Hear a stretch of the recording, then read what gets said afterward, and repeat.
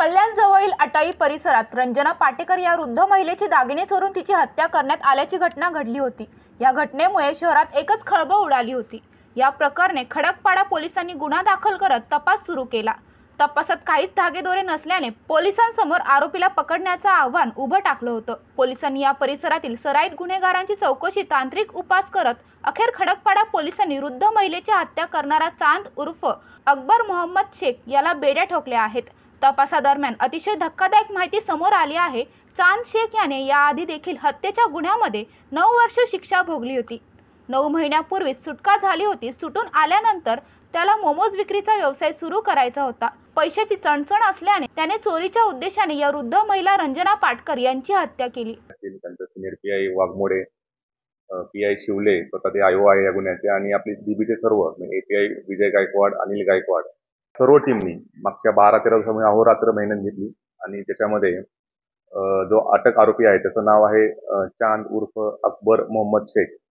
आणि याच्या बाबतीमध्ये या आरोपीचं पूर्व इतिहास सुद्धा आहे। यापूर्वी हाच आरोपी पाठीमागे 8 ते 9 वर्ष हा जेलमध्ये होता।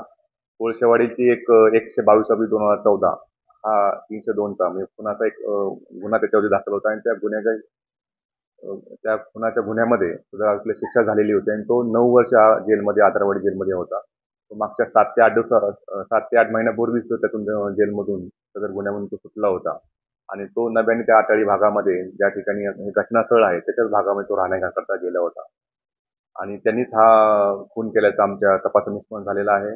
आणि हे तपास करत असताना आम्ही जवळजवळ त्या ठिकाणच्या त्या भागातील जे काही सर्व घरं आहेत, घरातील असणाऱ्या व्यक्ती असतील, त्या सर्वांचा त्या ठिकाणी माहिती घेत होतो। किंवा त्या एरियामध्ये राहणारे पडोचे काय आमचे गुन्हेगार असतील किंवा इतरही त्या ठिकाणी काही गरजुले आहेत का, किंवा त्या ठिकाणी असे नशा करणारे असे काही लोक त्या ठिकाणी आहेत का, अशा प्रकारचा करून हा संपूर्ण टीम प्रत्येक घर जाऊन त्या ठिकाणी चेक करत होती। आणि 12-13 दिवस आमचे सर्व जे अधिकारी कर्मचाऱ्यांची नावं घेतली मी, त्यांनी त्या ठिकाणी अथक परिश्रम करून हा गुन्हा केलेला आहे, डिटेक्ट केलेला आहे। सदर आरोपीला काहीतरी व्यवसाय सुरू करायचा होता, त्याकरता त्याला पैशाची आवश्यकता होती, म्हणून त्यांनी हा सदरचा गुन्हा केल्याचं आमच्या आता प्राथमिक तपासात निष्पन्न झालेला आहे। आणि सदरची महिला ही संध्याकाळच्या वेळेस घरात एकटीच होती आणि त्या महिला घरात एकटी असताना सदर आरोपीने त्या ठिकाणी त्या महिलेकडे पाणी मागितलं। त्यावेळेस महिला आतमध्ये गेल्यानंतर त्यांनी टीव्हीचा आवाज वाढवला आणि गळ्यातील आणि कानातील कर्णफुले त्या ठिकाणी चोरून त्या महिलेचा खून केलेला आहे। अशा प्रकारचा घटना त्या ठिकाणी घडल्याची आहे। सध्या आता तो आरोपी आमच्या अटकेमध्ये आहे आणि त्याच्याकडून जे काही मुद्देमाल गुन्ह्यामध्ये गेलेला होता तो सर्व आम्ही आता रिकव्हर केलेला आहे। एखाद्या प्रकरणात कोणी दोषी असेल तर त्याला शिक्षा झाली पाहिजे। त्याचा काही दोष नसताना त्याला जेलमध्ये जावे लागले। हत्येचा गुन्हा त्याच्या माथी मारला गेला। आता वयोवृद्ध महिलेच्या हत्येप्रकरणी खरा मारेकरी समोर आल्यावर पोलिसांनी चांद शेख याला अटक केली आहे। याआधी निष्पाप असलेल्या वयोवृद्धेच्या हत्येचा खोटा आरोप झालेल्या दीपेश सपकाळे याला जेलमधून बाहेर काढण्याची पोलिसांनी प्रक्रिया सुरू केली आहे। मात्र त्याची या प्रकरणात जी बदनामी झाली त्याला जेलमध्ये जावे लागले, याची परतफेड होऊ शकते का, असा संतापजनक सवाल उपस्थित केला जात आहे। यापूर्वी सुद्धा सदरचा गुन्हा झाल्यानंतर काही तिथल्या जे महिलांचे नातेवाईक असतील किंवा आसपासच्या लोकांच्या इन्क्वायरीमधून, चौकशीमधून एका इस्मावरती, एका मुलावरती त्यांनी सगळ्यांनी संशय व्यक्त केला होता।